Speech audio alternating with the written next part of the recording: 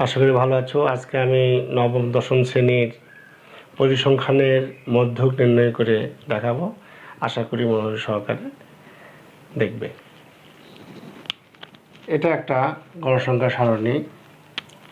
এখানে এই একটা 70 জন ছাত্রের এই গণিতে প্রাপ্ত নাম্বারের দেওয়া আছে। এই নাম্বারগুলো 50 থেকে 55 3 জন পেয়েছে, 56 থেকে 62 10 জন পেয়েছে, 62 থেকে 67 18 জন পেয়েছে, 68 থেকে 73 25 জন পেয়েছে, 74 থেকে 79 8 জন পেয়েছে এবং 80 থেকে 85 6 জন পেয়েছে। আমরা গত ক্লাসে এখান থেকে আমরা প্রচুরক নির্ণয়কে দেখিয়েছিলাম। আজকে আমরা মধ্যক নির্ণয় করব। মধ্যক নির্ণয় করার জন্য আর একটা ঘর লাগবে, সেই ঘরটা হচ্ছে ক্রমজড়িত গণসংখ্যা। ক্রমজড়িত গণসংখ্যাকে ক্রমান্বয়ে সাজাতে হবে, লিখতে হবে। কিভাবে? এখানে গণসংখ্যা 3 আছে, 3ই থাকবে। এখানে গণসংখ্যা যেটা সেটাই থাকবে 3। আচ্ছা, এই 10-এর সঙ্গে এই 3 যোগ হয়ে যাবে, ইকুয়াল টু 13। আবার এই 13-র সঙ্গে ভালো করে বুঝতে হবে, 13-র সঙ্গে 18 যোগ হবে। 8 3 11 1 হাত থাকলো 1 3। আর 31-এর সঙ্গে 25 যোগ হবে, তাহলে 6 5। আর 56-র সঙ্গে 8 যোগ হবে, এই 8 যোগ হবে, তাহলে কত হলো আমাদের? 64। 64 থেকে 6 যোগ হলে আমাদের হয় 70। তাহলে আমাদের n = 70। এটা আমরা পাইলাম। তাহলে এখানে কি হলো? ক্রমজড়িত গণসংখ্যা, এটা মনে রাখতে হবে। 3 এখানে লিখতে হবে, 3-এর সঙ্গে এই 10 যোগ হবে, 10 যোগ হবে, এই 13-র সঙ্গে 18 যোগ হবে, 31-এর সঙ্গে 25 যোগ হবে, 56-র সঙ্গে 8 যোগ হবে এবং 64-র সঙ্গে 6 যোগ হবে। এটা হবে এর গণসংখ্যা, ক্রমজড়িত গণসংখ্যা। এখন এখানে বুঝতে হবে যে মধ্যকটা কোথায় অবস্থিত।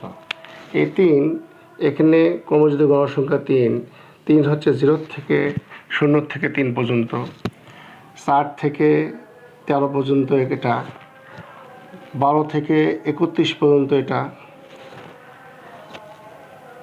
আর এখানে হচ্ছে 32 থেকে 56 পর্যন্ত এখানে আছে, 17 থেকে 64 পর্যন্ত এখানে, 65 থেকে 70 পর্যন্ত এখানে।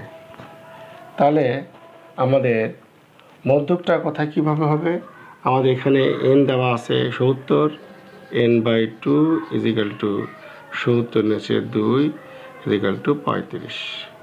তাহলে 35 ক্রমজড়িত গণসংখ্যাই হবে আমাদের মধ্যক। তাহলে এখানে কোথায় 31, এই 56 ক্রমজড়িত গণসংখ্যার ভিতরে আমাদের 35 আছে। হ্যাঁ, তাহলে এই শ্রেণীতে আমাদের মধ্যক অবস্থিত। এখানে এই শ্রেণীতে আমাদের মধ্যক অবস্থিত। তাহলে মধ্যকটা আমাদের কি হবে?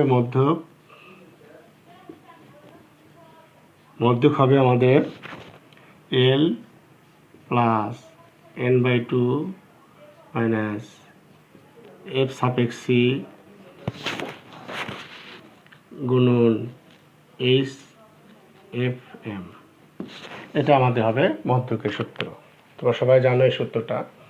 এখন এই l, n/2 fc, h, fm এই মানগুলো বের করে এখানে বসে দিলে আমাদের মধ্যকটা নির্ণয় করা যাবে।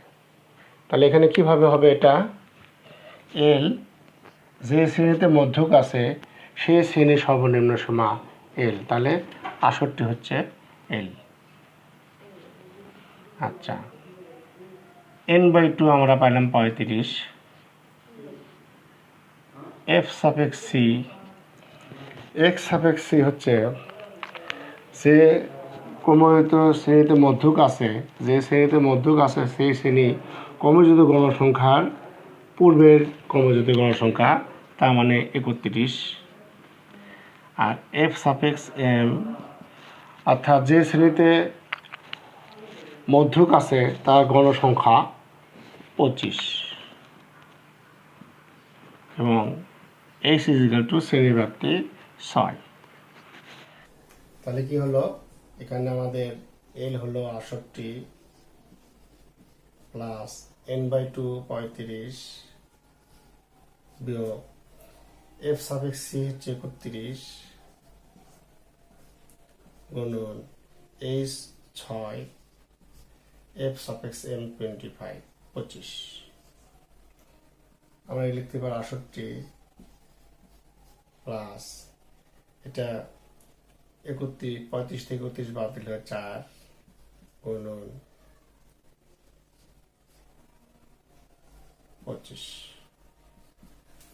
ঠিক আছে, 68 যোগ 4 6 24 25 ইকুয়াল টু 68 যোগ 24 ভাগ 25 0.96 ইকুয়াল টু 68.96।